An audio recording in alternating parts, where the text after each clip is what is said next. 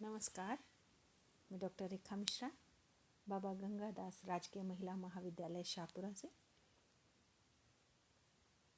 BA पाठ द्वितीय के हिंदी साहित्य के द्वितीय प्रश्न पत्र में संकलित काल पुरुष और अजंता के नर्तकी एकांकी पर आज हम चर्चा कर रहे हैं।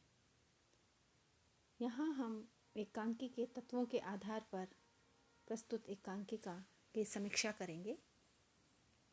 प्रस्तुत एकांकी श्री लक्ष्मीनारायण लाल द्वारा रचित है। ये एकांकी ऐतिहासिक घटनाक्रम से प्रतीकात्मक रूप लेकर के रची गई है। अजंता में एक नर्तकी की प्रतिमा है जो राजा के सामने झुकी हुई है नृत्य की मुद्रा में और अपने प्राणदान की भिक्षा मांग रही है। वह राजा काल पुरुष का प्रतीक बताया गया है क्योंकि उसने मृत्यु दंड उस नर्तकी से नृत्य में जरा सी चूक हो जाने पर उसे मृत्यु दंड दे देता है और वह नर्तकी अपने प्राणों की भीख मांग रही है, लेकिन राजा उसे क्षमा नहीं कर रहा। ये प्रतिमा अजंता की इस नर्तकी की प्रतिमा से इस एकांकी का जो नायक है अनूप, वह अपनी पत्नी को अजंता की नर्तकी बुलाया करता है, लेकिन उसकी पत्नी इस संबोधन से प्रसन्न नहीं होती। तो हम यहाँ इस एकांकी के इस ऐतिहासिक संदर्भों से लेते हुए इसकी समीक्षा कर रहे हैं। तो इसमें हम बिंदु लेते हैं इसके कथानक के विषय में। यहाँ लक्ष्मीनारायण लाल ने जो कथानक लिया है, कथानक आज के संदर्भों का ही है।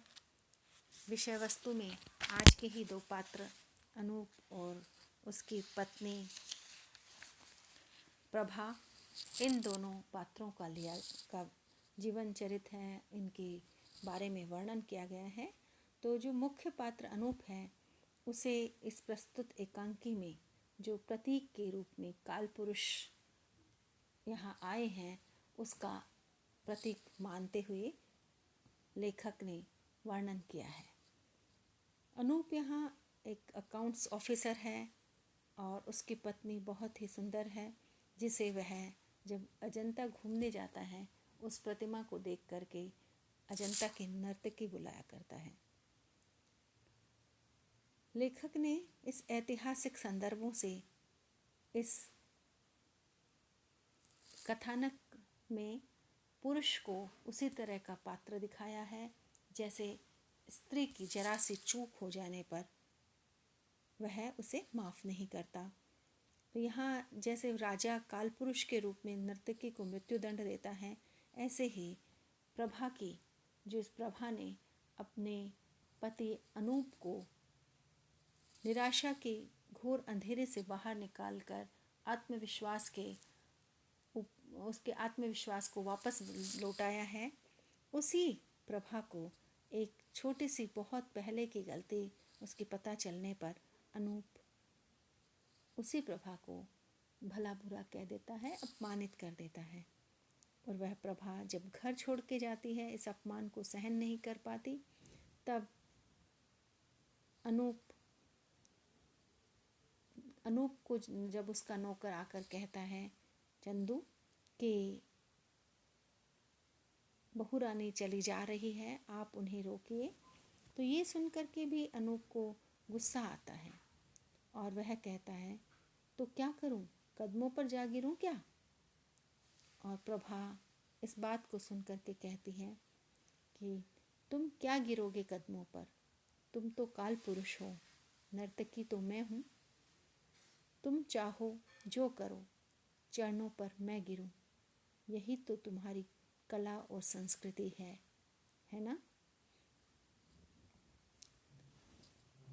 इस कथानक को एकांकीकार लक्ष्मीनारायण लाल ने शुरू से पति पत्नी के प्रेम से प्रारंभ करके फिर चरमोत्कर्ष तक पहुंचाया है।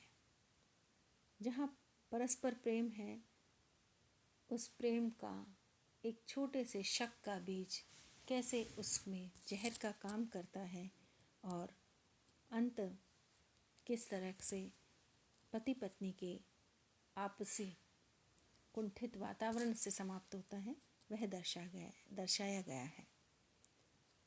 इस पूरी एकांकी में अनूप के अतीत की छाया भी है। अनूप एक गूंगी भिखारिन को देखकर बार बार अपने अतीत में चला जाता है, क्योंकि अनूप की माँ अंधी भिखारिन थी और उस कारण अनूप को बार बार उस गूंगी भिखारिन में अपनी माँ की छवि नज़र आती है और अपना अतीत उसे दिखाई देने लगता है। तो बार बार वह अपनी उन पुरानी स्मृतियों से दो चार होता है और यह भाव उसमें कुंठा पैदा करता है। इस कारण अनूप अपनी माँ की जो तस्वीर है प्रभा, जो उसे छुप करके उस तस्वीर को बनवा कर मढ़वा कर लाती है, उसे भी अपने घर में लगाने नहीं देना चाहता है। तो इस कथानक में अनूप,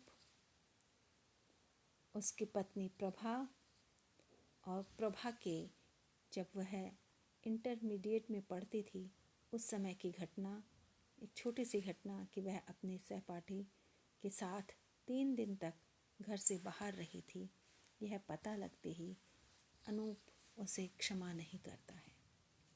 तो इस एकांकी में अनूप का कुंठित चरित्र और प्रभा का पहले अपने पति के प्रति प्रेम, उसका उत्साहवर्धन करना और बाद में एक स्त्री के रूप में अपने आप को अपमानित महसूस करने के कारण घर छोड़ करके चले जाना, यह दिखाया गया है। तो इस एकांकी में एक ऐतिहासिक पृष्ठभूमि जिसमें अजंता की एक छवि को देख करके उसको प्रतीक रूप में लिया गया है और वहाँ भी जिस तरह का पुरुष स्त्री को क्षमा नहीं करता, यहाँ भी आधुनिक समाज का पुरुष अपनी पत्नी को एक छोटी सी गलती पर, चाहे जिस पत्नी ने उसको जीवन को ऊंचाइयां देने में बहुत बड़ा योगदान दिया हो, उसको भी वह क्षमा नहीं कर पाता। यह इस एकांकी में कथानक आया है और इस कथानक का बहुत ही सफल चित्रण इस एकांकी में हुआ है। यहाँ पात्रों का अंतर्द्वंद, उनकी मनोवैज्ञानिक स्थिति, इसका भी बहुत ही सुंदरता के साथ चित्रण रेखांकन लेखक ने किया है। काल पुरुष और अजंता की नर्तकी का एक कथानक बहुत ही संक्षिप्त है। इस कथानक में अनूप और प्रभा की वैवाहिक जीवन और उसमें आने वाले घटनाक्रम को दर्शाया गया है। तो ये एकांकी प्रारंभ से ही रोचक तरीके से आया है और इस रोचकता का निर्वाह, इस कौतूहलपूर्णता का निर्वाह एकांकी के अंत तक होता है। कथानक की दृष्टि से यहाँ पर जो द्वंद्व दिखाया गया है दोनों पात्रों का, उनकी आपसी द्वंद्व की स्थिति जो बहुत बार सामने आती है जब प्रभा अनूप की माँ का चित्र लगाना चाहती है, जब अतिथि के रूप में अनूप का मित्र वहाँ आता है तब, और प्रभा अपने पति पर झूठ मूठ में एक पिस्तौल तानती है तब, और जब वह घर छोड़कर जा रही है तब, उन सारी स्थितियों में कथानक पात्रों के अंतर्द्वंद को और पूरी तरह से स्पष्ट कर पाया है।